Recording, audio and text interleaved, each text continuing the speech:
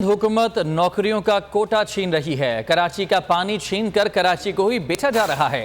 रहनुमा MQM मुस्तफ़ा कमाल की सिंध हुकूमत पर कड़ी तनकीद।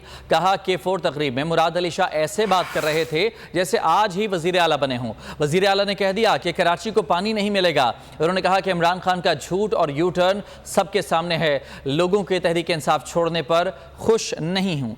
सिंध हुकूमत नौकरियों का कोटा छीन रही है। कराची का पानी छीन कर कराची वालों को ही बेचा जा रहा है। ऐसा कहना है MQM के रहनुमा मुस्तफ़ा कमाल का, जिनकी जानिब से सिंध हुकूमत पर कड़ी तनकीद की गई है।